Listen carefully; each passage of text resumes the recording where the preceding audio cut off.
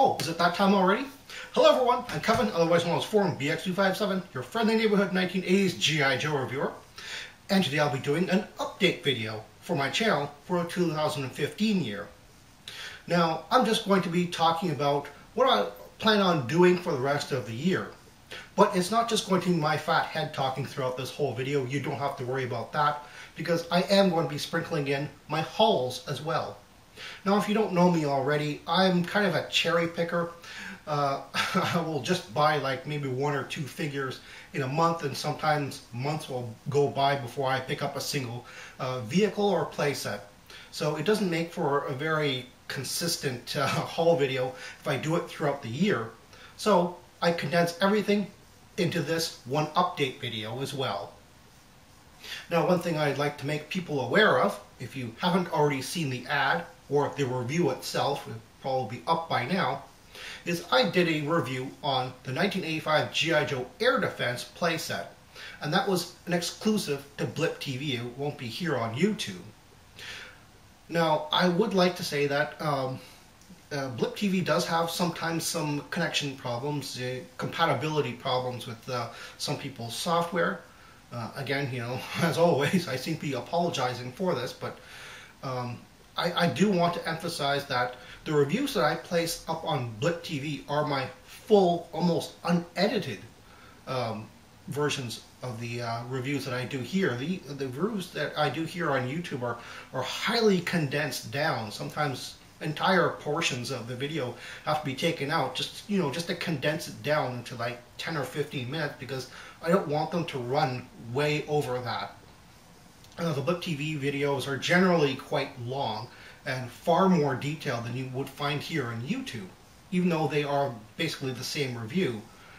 And again, the reviews in Blip TV, those are HD quality, 1280 by 720p, you know, so if you're watching on a big screen, you'll probably appreciate the quality on Blip TV more than you might find here, because even though it's all filmed in HD, to upload it in YouTube, it's much faster if I convert it down to 640 by 480, which is, you know, unfortunate, but it's a speed that's it just speeds up the upload time for YouTube, because I don't have time to waste 2 hours, sometimes 3 hours uploading to YouTube, where it takes like 30 minutes to upload onto Blip TV. You know, it's like, I don't know what's up with that. Now, before I get into those two things, I would like to say that normally I don't delve into news, toy news in general, because, you know, I'm a vintage collector. There isn't a lot of brand new stuff coming out. But this is something that I'm sure a lot of people are going to be talking about and probably asking me about very soon. So I would like to just get my 2 cents in first.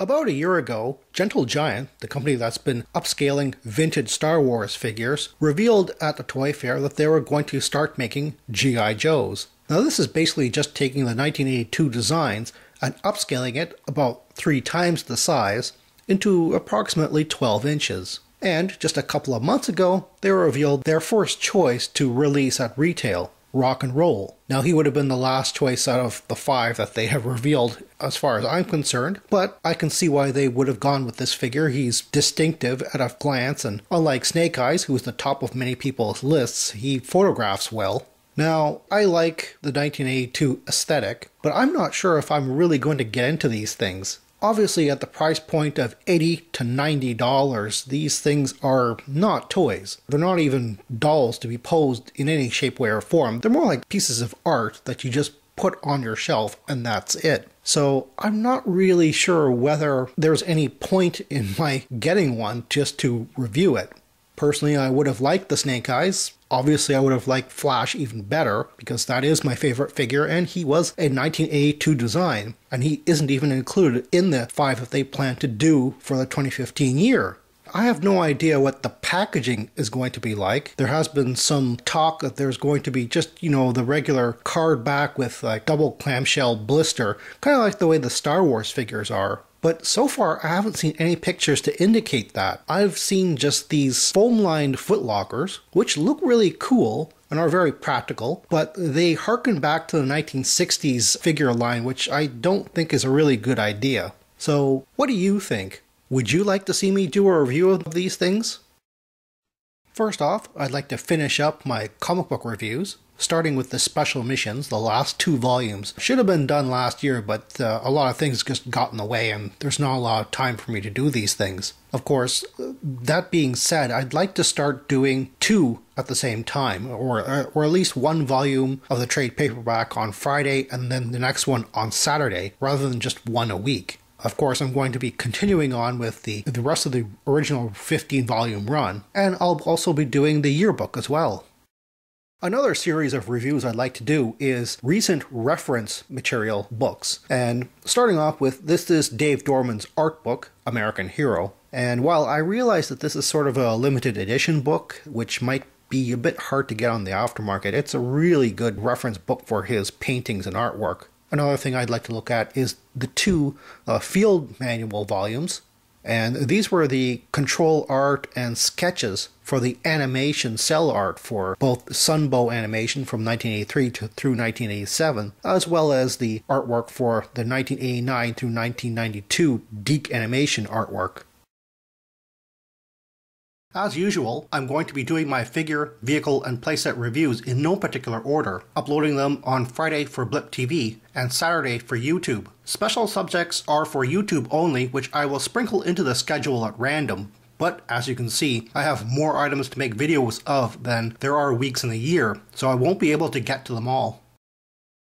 Coming this May, I'm planning a Dreadnok theme month. Now, May has 5 weekends in it, so I'll be doing all 5 of the last Dreadnok items that I have in my collection. Well, actually, there is one item which I won't be doing in this theme month, but I'll get to that in a moment. I wasn't originally planning to do another Dreadnok month, but after I got the Dreadnok cycle from Yojo Outlet Center, and I guess this could be considered part of a haul, I finally got my hands on a Dreadnok Thunder machine with Thrasher. So that sort of bumped up all of my Dreadnok stuff, and I guess last year I was planning on doing Naugahyde by himself, but after getting so many Dreadnok things I thought, well, this would be a perfect opportunity to do another Dreadnok theme month. August will be another 5-weekend month, so it's perfect for an Iron Grenadiers theme month. Now, you've probably seen me use the Destro and a Despoiler as well as the Iron Grenadiers and even Voltar in the background of my Blip TV reviews, but I've finally gotten the entire 1988 line of Iron Grenadiers. I went to a local toy show, and one seller had a lot of the Iron Grenadier stuff, so I was like, I'd like some of that. And the seller was like, well, which one? And I said, all of it. So I finally gotten a Demon with the Ferret Driver, as well as the AGP and the Nullifier figure. So that's the entire 1988 line there. And now to take a look at some of the single figures from the 1980s at least, the 1987 Fast Draw for instance. Some of these figures you've already seen in my collection video, but now they're finally all complete. He's the lone G.I. Joe. Next, we have the Targat from 1989. Now, even though he's an Iron Grenadier, he won't be included in the Iron Grenadier theme month because he's from the second year of that line. Next, we have the Frag Viper, and he's just an oddball figure that I picked up on the cheap, so I thought, yeah, why not just complete him? I think you've already seen him in the Night Viper review, though. And next, we have the Hydro Viper. Again, that's another figure that was fairly easy to complete. And finally, we have an Astro Viper, which I'm planning on buying a few of these guys. And there's a reason for that, which you'll see at the end of the video. And now my haul from the 1990 series of figures. I just plan on getting just the 8 1990 figures, because I'm not really familiar with this stuff. I've already done Ambush and the Range Viper. So here's a look at Pathfinder. And next we have Topside. After that, it's Bullhorn. And a figure that you've probably already seen before, the 1990 Saw Viper. He would have been in my 1990 Range Viper video. And this is Metalhead. Now, Metalhead is another Iron Grenadier, but again, because he's a 1990 figure, he won't be included in the Iron Grenadier theme month. And finally, we have the Night Creeper, a very prominent character in the comic books.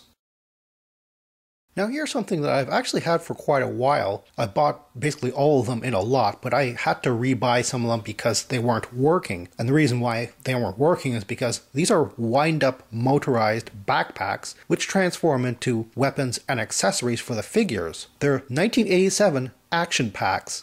Now 4 of them were for the G.I. Joes, and the other 4 of them were for Cobras. And I plan on reviewing them, one video for just the G.I. Joe ones and one video for just the Cobra ones.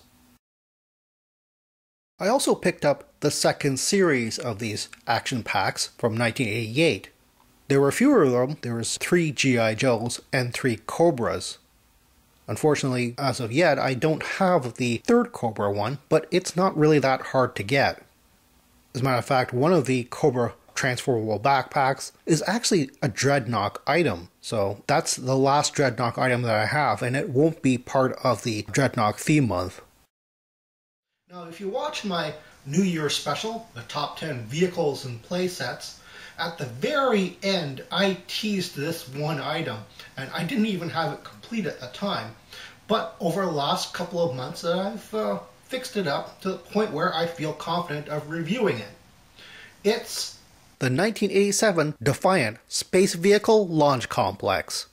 I have the Space Shuttle, the Space Station Booster Vehicle, Payload the Astronaut, and Hardtop the Crawler Driver.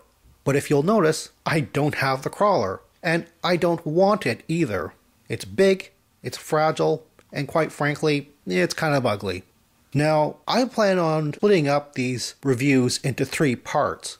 The first part is just going to be an introduction, and I have really good photos of the crawler itself, so it's going to be sort of reviewed in sort of a photo montage kind of a way. The second video is going to be the Space Shuttle with payload, and the third video is going to be the Booster Space Station vehicle with hardtop. Well, thank you for watching this video. Please subscribe. It'll help you keep up to date with what I'm doing. Or check out my Facebook page, because it always has links for my uploaded videos on both Blip TV, which I generally upload on Friday, or YouTube, which I generally upload on Saturday. It'll also tell you when I'm taking a vacation or some unforeseen thing has happened and I have to push things back or forward a week. Thank you for watching, and see you soon.